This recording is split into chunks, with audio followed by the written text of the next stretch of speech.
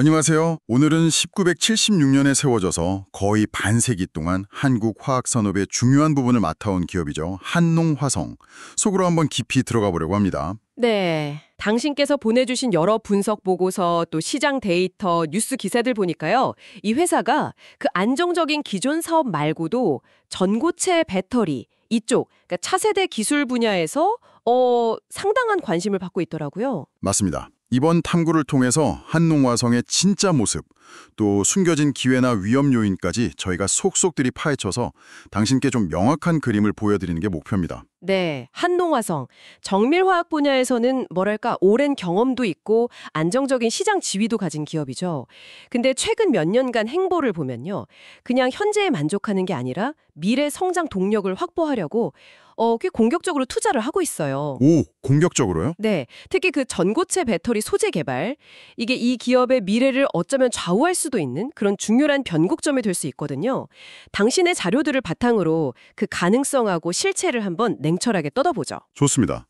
이 회사가 미래 기술로 주목받는 건 이제 알겠는데 그 전에 그 뿌리가 되는 기존 사업부터 좀 확실히 짚고 넘어가야겠죠? 사실 화학 분야는 워낙 넓잖아요. 그렇죠. 한농화성, 여기는 구체적으로 뭘 만들어 온 회사인가요? 핵심은 딱 두 가지로 볼 수 있습니다. 계면활성제하고 글리코레트르. 아, 계면활성제랑 글리코레테르. 네. 계면활성제는 이름 그대로 그 서로 잘 안 섞이는 물질 있잖아요. 기름이랑 물 같은 거. 그런 경계를 좀 활성화시켜서 섞이게 하거나 아니면 때를 빼거나 하는 역할을 하죠. 우리가 매일 쓰는 세제, 샴푸, 화장품에 다 들어갑니다. 필수 원료예요. 아하, 그렇군요. 그리고 글리코레테르. 이건 용해력이 아주 뛰어나서 페인트나 잉크, 수지 같은 걸 녹이는 용제로 많이 쓰이고요. 또 반도체나 LCD 패널 만들 때 세정제로도 아주 중요하게 쓰입니다. 아, 그러니까 우리가 직접 만지거나 쓰진 않아도 우리 생활이나 산업 곳곳에 아주 깊숙이 연관된 그런 소재들을 만드는 거네요. 바로 그거죠. 특히 자료 보니까 글리코레테르, 이게 1991년에 국내 최초로 생산했고 지금도 국내 시장 점유율이 무려 80%라고 하던데요. 이 분야에선 정말 독보적인데요. 정확합니다. 바로 그 점이 중요해요. 이 글리코레테르, 국내 1위라는 위치가 그냥 과거의 영광이 아니거든요. 네. 여기서 나오는 그 안정적인 매출, 또 현금 흐름, 이게 있으니까 한농화성이 전고체 배터리처럼 성공 가능성이 좀 불확실하고 또 돈도 엄청 많이 드는 그런 미래 기술에 과감하게 도전할 수 있는 뭐랄까 실탄을 확보하는 셈이죠. 아, 실탄이요. 네, 그러니까 현재의 안정성이 미래의 가능성을 아주 탄탄하게 받쳐주는 그런 구조라고 볼 수 있습니다. 와, 1976년에 설립된 어떻게 보면 좀 오래된 회사잖아요. 그런 화학회사가 갑자기 미래 배터리 기술의 핵심 플레이어로 떠오른다는 게 참 흥미로운데요. 이게 어떻게 가능했던 건지 좀 더 구체적으로 어떤 사업을 하고 있는지 정말 궁금해지는데요. 그게 바로 전고체 배터리의 핵심 부품, 고체 전해질 개발에 뛰어들었기 때문입니다. 고체 전해질이요? 네, 기존 리튬이온 배터리는 액체 전해질에 쓰다 보니까 화재나 폭발 위험이 좀 있었잖아요. 네, 뉴스에도 많이 나왔죠. 그렇죠. 근데 전고체 배터리는 이 전해질을 고체로 바꿔서 안전성을 확 높이고 또 에너지 밀도, 그러니까 같은 크기에 더 많은 에너지를 저장하는 능력, 이것도 키울 수 있어서 꿈의 배터리라고 불리거든요. 한동화성은 이 고체 전해질 중에서도 고분자계 고체 전해질 개발에 집중하고 있습니다. 고분자계 고체 전해질 조금 더 쉽게 설명해 주실 수 있을까요? 아, 네. 그 고체 전해질은 크게 보면 황화물계, 산화물계, 그리고 고분자계 이렇게 나뉘는데요. 고분자계는 이게 좀 유연해요. 그래서 가공하기 쉽고 얇은 필름 형태로 만들기도 좋다는 장점이 있어요. 아, 유연하다는 거. 네. 다만 이제 이온 전도도라고 리튬 이온이 얼마나 잘 이동하느냐 하는 건데 이게 다른 계열보다 좀 낮다는 단점이 있었죠. 이걸 개선하는 게 이제 기술적인 과제고요. 한농화성이 바로 이 분야에서 2021년부터 정부 주도의 국책과제 주관기관으로 딱 산정돼서 연구를 하고 있는 겁니다. 국책과제 주관기관이라는 게 어떤 의미가 있는 건가요? 그냥 정부 지원받는다 그 이상일 것 같은데요? 그렇죠. 단순하게 연구비 지원받는 걸 넘어서 정부가 이 기술의 중요성 그리고 한농화성의 개발 역량을 인정한 셈이죠. 그리고 이게 또 한국화학연구원이나 LG에너지솔루션 같은 정말 정말 최고 수준의 연구기관, 또 기업과 협력하는 대규모 프로젝트라는 점도 중요하고요. 와, LG 에너지 솔루션이요? 네, 기술 개발의 신뢰도랄까 성공 가능성을 높이는 그런 요인이 되는 거죠. 이야, LG 에너지 솔루션과의 협력이라니 이거 무게감이 확 다른데요. 최근에 이 관련해서 좀 의미 있는 성과도 있었다면서요? 네, 아주 중요한 소식이 있었어요. 당신께서 주신 자료에도 강조가 되어 있던데 2025년 8월 말에요. 전고체 배터리용 고분자계 고체 전해질의 핵심 중간재, 가교제 개발에 성공했다는 발표가 나왔습니다. 가교제요? 그게 그렇게 중요한 건가요? 이게 왜 중요하냐면요. 비유하자면 젤리 있잖아요, 젤리. 네. 그걸 탱탱하고 단단하게 굳히는 역할을 한다고 생각하시면 좀 쉬울 거예요. 고분자 전해질이 안정적인 형태를 유지하고 또 기계적인 강도를 갖도록 돕는 핵심 재료거든요. 아하, 형태를 잡아주는군요. 네. 이게 제대로 개발이 안 되면 전고체 배터리의 성능이나 안정성을 확보하기가 어렵습니다. 근데 한농화성이 이걸 자체 개발했다는 거, 이게 상용화에 한 걸음도 다가섰다는 아주 의미 있는 진전으로 평가받고 있습니다. 게다가 이미 전해질 원료인 다소제, DMC나 첨가제, FEC 생산 기술도 가지고 있거든요.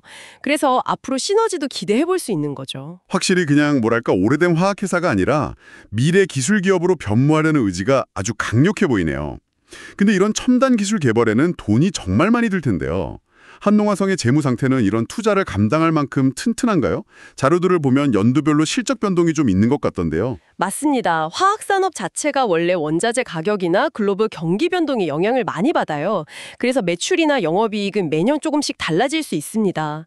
예를 들어서 2023년에는 매출 2,243억 원에 영업이익 61억 원이었는데 2024년 추정치는 매출 2,041억 원, 영업이익 78억 원 정도를 제시되는 자료도 있고 또 다른 자료에서는 2024년 매출 2,474억, 영업이익 60억 수준으로 예측하기도 하고요. 아, 자료마다 조금씩 다르군요. 네, 분석 시점이나 기준에 따라 차이는 좀 있지만 중요한 건 뭐냐면 실적 변동성에도 불구하고 재무 구조의 안정성 자체는 매우 뛰어나다는 점입니다. 안정성이 뛰어나다는 건 구체적으로 어떤 의미인가요? 가장 핵심적인 지표는 부채 비율이에요. 2023년 말 기준으로 보면 42.78% 수준인데 보통 100% 미치면 엄청 안정적이라고 평가하거든요. 네. 기업이 가진 자본 대비 빚이 절반도 안 된다는 뜻이죠. 그리고 단기적인 현금 동원 능력을 보여주는 유동 비율, 이것도 200%가 넘습니다. 와, 높네요. 네, 그러니까 빚 부담은 적고 당장 쓸 수 있는 현금 여력도 충분하다, 이런 의미입니다. 여기서 또 주목할 점은 한동화성의 이 낮은 부채 비율이 단순히 재무가 건전하다 이걸 넘어서요. 전고체 배터리라는 그 불확실성 높은 미래 기술에 베팅할 수 있는 전략적 여유를 준다는 겁니다. 아, 전략적 여유. 네, 많은 기업들이 R&D 투자에 좀 주저할 때 한동화성은 이 탄탄한 재무 기반 덕분에 과감한 도전을 계속 이어갈 수 있는 거죠. 재무적으로는 아주 튼튼하다는 말씀이시군요. 그런데 주식시장의 평가는 좀 다른 것 같아요. 자료에 나온 PER, 주가 수익 비율이 40배가 넘고 PBR, 주가 순자산 비율도 1.3배에서 1.7대 수준인데 솔직히 말해서 현재 벌어들이는 이익이나 자산 가치에 비하면 주가가 상당히 비싼 상태 아닌가요? 전고체 배터리 기대감이 아무리 크다고 해도 이게 너무 과도한 수준이다. 이런 분석은 없었나요? 아주 예리하신데요. 맞습니다. 현재 PER이 40배 이상이라는 건 지금 당장 회사가 벌어들이는 돈, 즉 수익의 40년치 이상을 주가로 미리 쳐주고 있다는 뜻이에요. 40년치요? 와. 네, PBR 역시 회사의 순자산 가치보다 1.3배에서 1.7배 정도 높게 평가받고 있다는 의미고요. 2023년 ROE, 그러니까 자기 돈으로 얼마나 이익을 냈냐, 이걸 보여주는 지표가 4.35%로 좀 상대적으로 낮다는 점을 고려하면 현재 주가는 명백히 기존 화학사업 실적만으로는 설명하기가 어렵습니다. 그럼 이 높은 평가는 전부 다 그냥 미래 기대감 때문이다 이 말씀이시죠? 정확합니다. 시장은 한농화성의 현재가 아니라 전고체 배터리 소재 개발 성공이라는 그 미래의 대박 가능성에 엄청난 가치를 부여하고 있는 겁니다. 네. 그래서 전고체 배터리 관련 뉴스 하나하나의 주가가 아주 민감하게 반응하면서 크게 출렁이는 전형적인 테마주의 모습을 보이는 거죠. 이 기대감이 과연 현실이 되느냐 마느냐, 이게 향후 주가 방향을 결정할 핵심 변수라고 할 수 있습니다. 실제로 주가 움직임을 보면 2025년 8월 말에 그 가교제 개발 소식으로 확 급등했다가 좀 조정을 거쳐서 다시 상승을 시도하는 그런 모습이네요. 오늘 2025년 10월 17일 종가가 15,300원인데 앞으로 흐름은 어떻게 전망되나요? 뭐 기술적으로 본다면 오랫동안 갇혀있던 그 박스권 상단을 돌파한 후에 새로운 가격대를 좀 탐색하는 과정으로 보여요. 단기적으로는 이전 고점이었던 16,960원, 여기를 다시 넘어설 수 있을지가 중요한 분기점이 될 수 있습니다. 아, 16,960원? 네, 하지만 아까 말씀드렸듯이 주가는 펀더멘탈보다는 전적으로 전고체 배터리라는 테마의 강도 그리고 관련 뉴스에 좌우될 가능성이 높습니다. LG 에너지 솔루션 같은 협력사의 발표나 정부 정책 변화 같은 것들이 주요 변수가 되겠죠. 주주 구성을 보면 최대 주주인 김응상 대표랑 특수관계인 지분이 48%가 넘어서 경영권은 아주 안정적으로 보이네요. 반면에 외국인 지분율은 한 2% 남짓, 상당히 낮은 편이고요. 그런데 최근에 기관 투자자들이 순매수를 하고 있다. 이 점은 좀 눈에 띄는데요. 네, 최대 주주 지분이 높다는 건 경영진이 뭐 단기적인 실적 압박에 막 흔들리기보다는 전고체 배터리 개발 같은 장기적인 비전을 가지고 꾸준히 사업을 추진할 수 있는 기반이 된다는 점에서 긍정적이죠. 그렇군요. 외국인 지분이 낮다는 건 아직 글로벌 투자자들의 레이더망에는 본격적으로 잡히지 않았다, 뭐 이런 의미일 수 있습니다. 하지만 이걸 또 반대로 생각하면 앞으로 기술 개발 성과가 좀 가시화되고 글로벌 시장에서의 경쟁력이 입증되면 외국인 자금이 새롭게 들어올 여지가 크다고도 해석할 수 있죠. 아, 잠재력이 있네요. 그렇죠. 최근 기관 투자자들의 매수세는 이런 성장 잠재력에 대한 긍정적인 평가가 조금씩 반영되기 시작한 신호일 수도 있고요. 특히 한농화성이 협력하는 LG 에너지 솔루션이 GM, 스텔란티스, 혼다 이런 여러 글로벌 자동차 회사들이랑 북미 지역에서 대규모 배터리 합작 공장을 짓거나 운영하고 있다는 점도 주목해야 합니다. 네. 만약 미래의 한농화성의 그 고체 전해질이 이들 공장에서 생산되는 배터리에 탑재된다면 어떻게 되겠어요? 미국 중심의 그 거대한 전기차 시장 성장에 따른 수혜를 직접적으로 누릴 수 있는 구조가 만들어지는 거죠. 와, 종합해보면 안정적인 현재, 그러니까 기존 사업이랑 재무 상태, 이거랑 또 폭발적인 미래 잠재력, 전고체 배터리, 이걸 동시에 가진 상당히 흥미로운 기업이면 분명해 보입니다. 투자 관점에서 기회 요인을 다시 한번 정리해본다면 어떤 것들이 있을까요? 가장 큰 기회는 역시 전고체 배터리 소재 개발 성공 시 얻게 될 그 퀀텀 점프입니다. 차세대 배터리 시장의 핵심 공급망에 편입되면서 기업 가치가 완전히 재평가될 수 있는 거죠. 퀀텀 점프. 네. 여기에 더해서 아까 강조했던 탄탄한 재무 구조, 또 글리코레테르 분야에서의 독보적인 국내 시장 지위, 그리고 전 세계적으로 커지고 있는 친환경 화학 소재 수요 증가, 이런 것들도 긍정적입니다.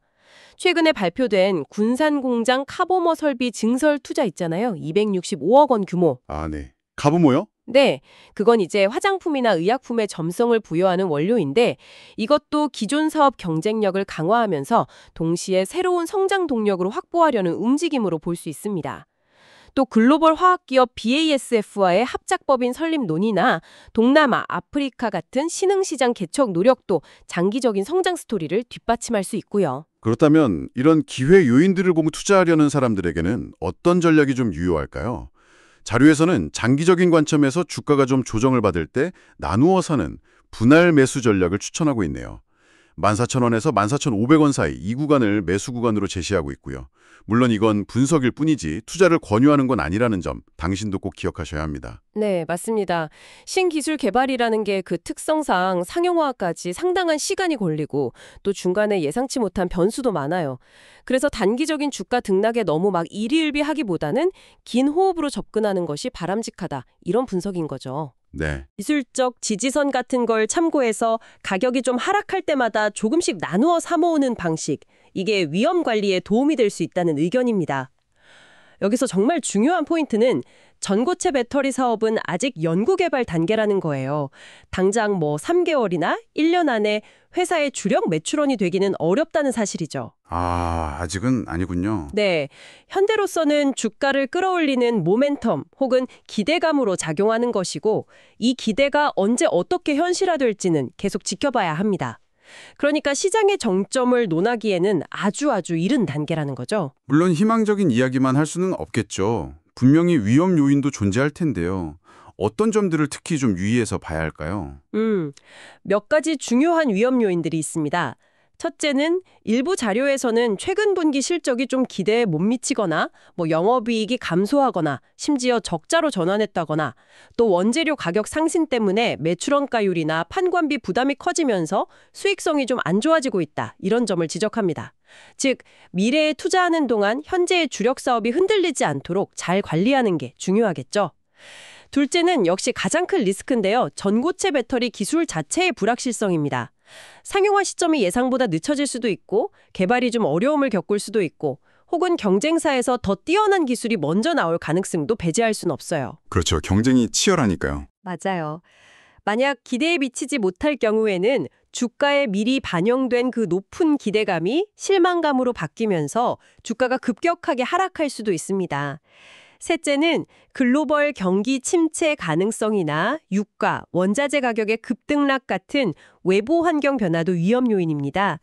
화학산업은 기본적으로 경기에 민감하고 원자재 의존도가 높기 때문이죠. 넷째는 아까 말씀드린 대로 테마주로서의 성격이 강하기 때문에 기술 개발 뉴스 외에도 시장의 수급 상황, 예를 들어서 공매도 물량이 늘어난다거나 하는 그런 요인에 따라서 단기적으로 주가가 크게 흔들릴 수 있다는 점도 염두에 두셔야 합니다. 결국 이 모든 것을 종합하면 한농화성은 기존 사업의 안정성을 굳건히 지키면서 동시에 미래 기술 개발이라는 높은 산을 넘어야 하는, 그리고 그 과정에서 발생할 수 있는 여러 현실적인 위험들을 잘 관리해야 하는 아주 중요한 기로에 서 있다고 볼 수 있습니다.